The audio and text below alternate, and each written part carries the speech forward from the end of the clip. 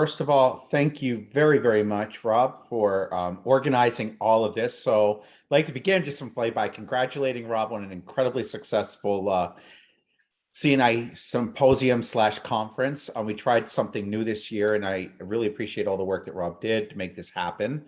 And second, I am going to thank all of you for being here, while third, I begin trying to share the PowerPoint slideshow. So hold on a second. And I'm going to share and get this into slideshow mode, I hope. Okay, sorry, let's get this back to the beginning. And we're gonna get started. We've been talking, one of the themes of this event has been technologies. And one of the things that I think find challenging, and my students find challenging, my colleagues find challenging, is how do we organize all of the different technologies? Because when a new technology emerges, it's like, but where does it go? What does it do? Sometimes it's really easy to get. I see a lot of students, for example, getting caught up with, I have to learn this, tool for doing some part of e-learning, and not being able to see the bigger picture of where does that tool fit into the entire e-learning landscape. So what I want to share today is a framework of educational technologies that's really meant to help you have some, almost like a storage cabinet for where to keep, when you hear about different technologies and you think about different technologies, where do you put that idea and what does that technology do? So you have a better idea of how it fits in relation to all the other technologies. I want to acknowledge that although this is me presenting it myself, this work comes from a book that I wrote with Margaret Driscoll, and she was very, very, very much an important part of developing this framework. And I want to make sure that she gets the credit that she completely and utterly deserves. So I also want this to be a little interactive. So I'm going to ask you all in 47 seconds, give or take a second, name as many technologies as you possibly can. So go into the chat and just chat your little hearts out. Again, name as many technologies as you can. Hold on, sorry.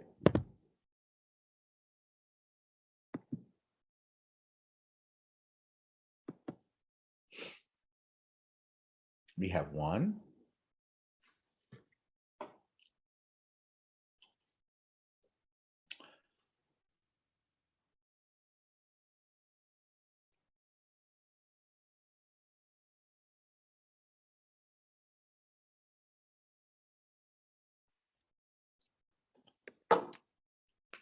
The last one's from Robert, quite historical.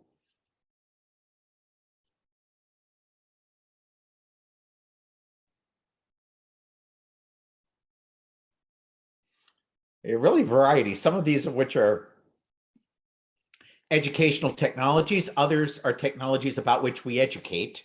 And so thank you very, very much for just kind of getting started and interacting on this one. Thanks for all the different technologies that you named. Why are technologies important? Well, that's why we're here today. And it's to provide you, and I know that all of you are educational technologists, so the technologies themselves may not be particularly new to you, but I'm hoping that this structure may be helpful to you as you approach your work. And the idea is to provide a framework for considering the technologies used in your work and approach your own skill development around these technologies. So I'm going to share this technology framework, and as you'll see, there are six different categories of technology. There's productivity software or personal technology.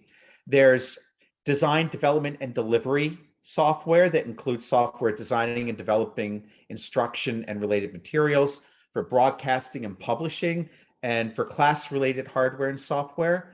And then finally, some enterprise software, which includes software for managing the broader training and development activities, as well as just basic organization-wide technologies. And if you're wondering where artificial intelligence fits into this, well, it actually kind of fits into all of it. Instead of being a separate technology, it's really an enhancement to all of these categories of technologies, but I will address it a little differently towards the end. So let's talk about the first category. And this first category of technology is personal technology. And this is the technology we use as individuals, and a little bit about what it is. Well, certainly it's a combination of hardware and software. The devices are computers and our mobile devices, which, as you probably might realize, are a combination of tablets and smartphones and a few other devices that may creep up there. There's personal information managers. The term doesn't get used as much as it used to, but that includes things like calendars and address books. And more recently, there's some collaboration tools that are included in that. Note-taking software like OneNote and Evernote. Productivity applications, and that's a term that comes from, you may have heard of her, Gloria Geary. It's an old term, but I like it still. MS Office, Open Office, the Apple suite of office tools. They're meant to make us productive, and so it includes things like word processing. It includes things like presentation graphics, which we call PowerPoint most of the time, even if we're using a competitive product. It includes spreadsheets, and Excel is probably the best known example, but you have things like Google Sheets. And then, although they're not as widely used, also includes databases. We have some communication tools like Outlook and Gmail. And when I say communications, these are primarily tools for personally communicating. So it's not the telecommunications framework, but it's more like, the email programs. There's FaceTime. There are chat programs like WhatsApp. There are some research tools like Google and Bing. And then there are some collaboration tools like Slack and more recently, Microsoft Teams. The second category of software is software for designing and developing instruction and related materials. And we've got several categories of software in this middle box. And the first one, again, is for designing and developing instruction and related materials. And this really comes in a couple of different varieties. One is for preparing the different components of programs. So we've got software for drawing and editing images, such as CAD software and illustration software. There's software for editing photographs. Photoshop is especially popular there. There's software for recording and editing sound. Audacity is an example. There's software for recording and editing videos. Avid family of products, Adobe Premiere, another popular example. There's software for creating virtual reality and augmented reality experiences, but these are all components, which means that there's another type of software that says, all right, you've got all these separate pieces out there. Now let's bring them together. And that's the software for combining all of the pieces. And we typically call this authoring software. And you have things like Storyline. In fact, the entire Articulate product of family of products. Storyline is one of the best known, but it's not the only one in that family. You have things like Cornerstone. You've got Camtasia is used somewhat for this purpose. You also have authoring tools that produce documents. For technical documents, for many years, the most popular product was something called FrameMaker. Now we have help authoring tools like Madcap, Flare, and Adobe Robo Help. So you've got a number of different and some other types of desktop publishing and web publishing software applications. Another example might be WordPress and Drupal. The third, and this is where there's some, you may notice that there's some overlap in categories. There's software for broadcasting and also for publishing. And you have webcasting software. This would be stuff like Zoom that we're using now. There's also WebEx. There's Microsoft Teams is increasingly used. There are a number of different products, and there have been more over the years. There seems to be a consolidation and a few dominant players in the field. Some desktop publishing software lets you publish, especially some of the web really not desktop publishing, they're really like web publishing platforms. WordPress is both an authoring tool as well as a web publishing tool. You've also got things like Drupal again. There's Squarespace, that's a web publishing tool. And they not only make things available to people, but they also allow tracking of who is using a lot of these materials. And finally, we've got social media, which is an extremely popular means of broadcasting. And you can use them for some either live chat. You can do live webcasting in video form, like Facebook Live. And then, of course, what's most commonly used are these feeds where you can have some asynchronous feeding of different kinds of materials. The next category is class-related hardware and software. And before I talk about this one, there's just one other issue I wanted to note with this category, all of these categories. Things get put into categories. One of the real challenges, and I think most of you are familiar with this, is that even though there's a particular category of software, many types of software or tools actually exhibit characteristics of other categories in which they're not categorized. Let me give you a perfect example. PowerPoint. PowerPoint is personal, is originally listed under personal technology, but it's also software for designing and developing instructional materials, and you can even publish to some extent using PowerPoint. And so it fits a lot of different categories, but where it is actually some of the easiest to work is the category for which it was originally designed. So in terms of class-related software and hardware, this is primarily, when I use class-related, I really mean in-person classroom-related stuff. It's not that these tools don't exist for the live virtual classroom, but often the tools are built into the software. So you've got microphones and speakers that are used physically in a face-to-face class, so that especially if you've got a soft-voiced instructor, which is not a problem that I personally have, they've got the opportunity, their voice can be augmented so that everybody can hear them. You've got clickers and clicker-like devices which have emerged. Clickers, if you're not familiar with them, are little devices that you gave all of your students, and they were actually, in the most complex applications, each clicker was identified with a student, and you could actually track responses and give them marks for participation. And you would put questions up on a board. Students would respond with their clickers, and then you could actually tally their responses and see, 20% responded A, 30% responded B, and so forth. And then students, if there were quiz-like questions, students would get credit for all their correct questions. Those have been typically replaced by applications that run on people's mobile phones and on their computers. So you have things like Mentimeter, and that's a really popular application. And then, of course, one of the most traditional aspects of educational technology, all the audiovisual equipment that we have used and continue to use in the classroom.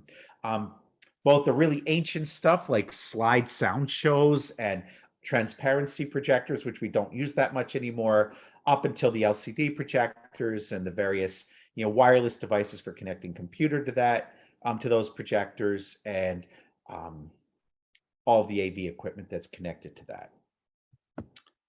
The fifth category is one for enterprise software. And the first category is enterprise software for managing broader training and development activities and learning activities in organizations. And these really come into 6 categories. A lot of these, since my background is more training and development than higher ed, you'll see that there's some reflection of that in this particular category. Learning management systems, which act as electronic registrars.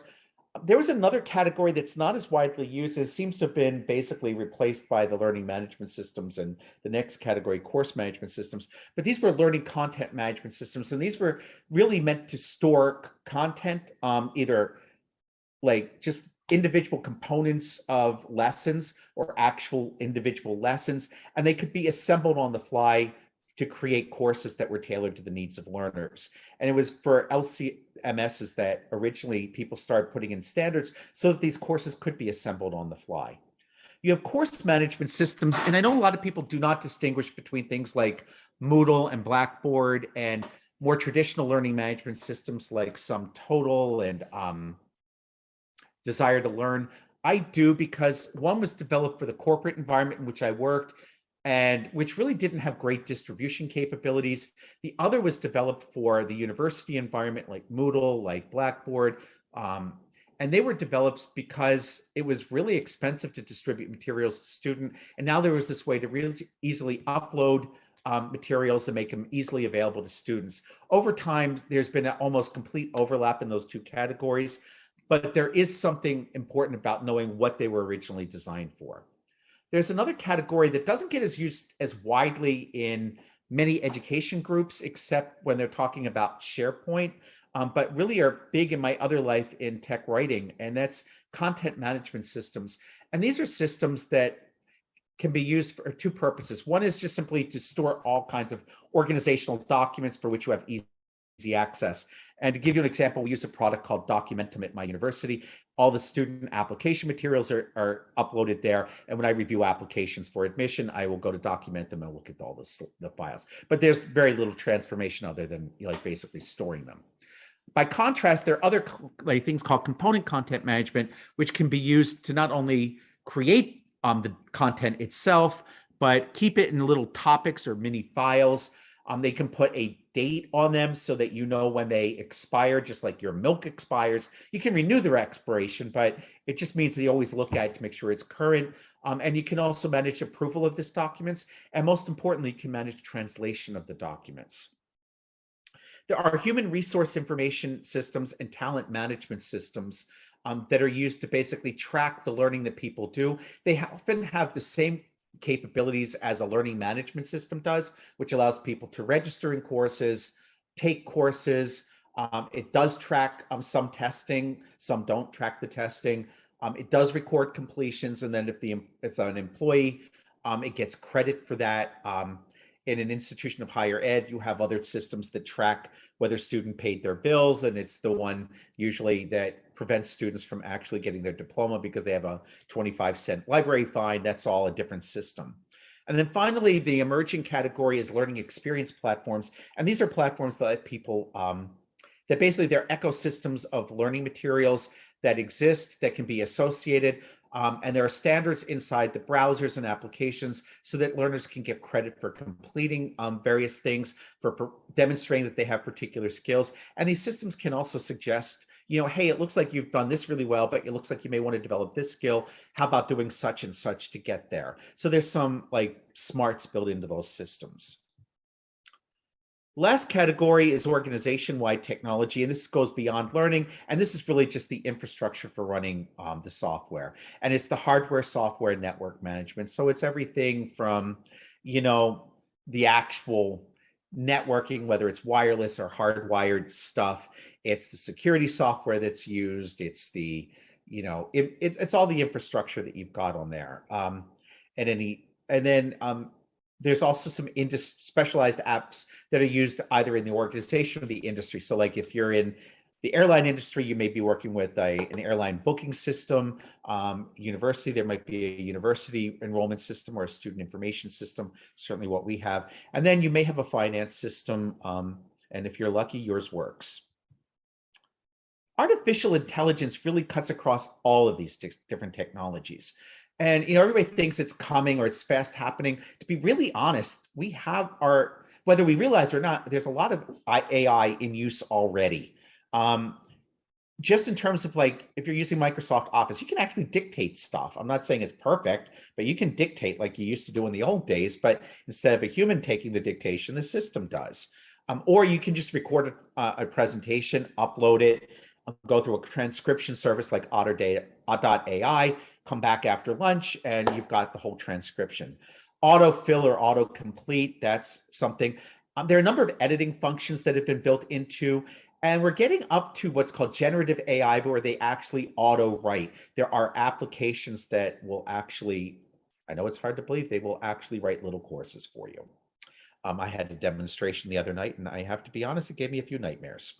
It's exciting and scary at the same time. In terms of developing materials, there's a lot of AI out there that can help create multimedia. I won't go through all the details here, but just give you one example.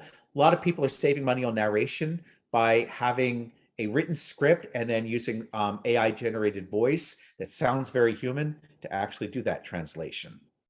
You can also create some simulations. In terms of broadcasting and publishing, there's a fair amount of tutorial capability that is coming online, and it's getting better every day. Same thing with auto marking. Now, we've always had auto marking of things that could be done with the Scantron, basically multiple choice, but now we're starting to see the ability to actually do marking of essay type exams and demonstrations of skills. We also see a lot of assistive technologies to support learners. Just one other category I want to kind of get into would be the enterprise learning technology, where there's a lot of skills tracking and recommendations done. And there's a fair amount of automation going on in the hiring. And one of the freaky ones, and I saw some students using this for being interviewed just for temporary ID positions or instructional designer positions.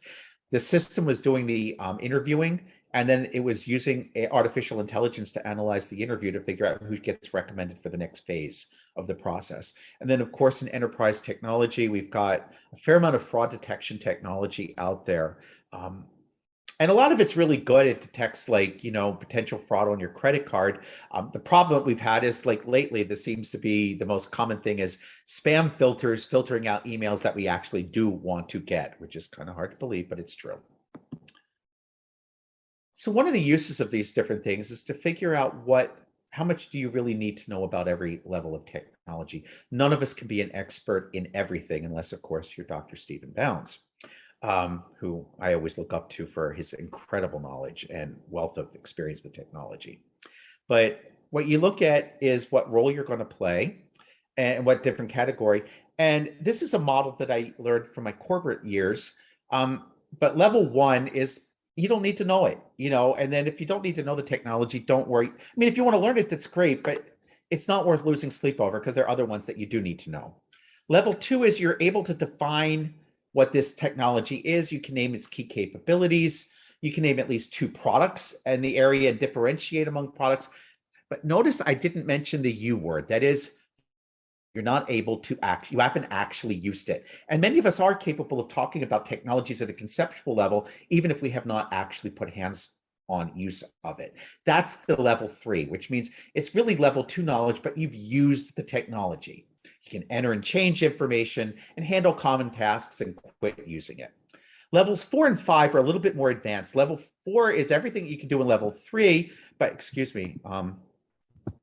but what you're trying to do in this case is actually you can personalize this without much assistance on your own, using just the documentation and troubleshoot documented issues. So you can go the troubleshooting chapter of a user's guide, for example, troubleshoot the problems and resolve them.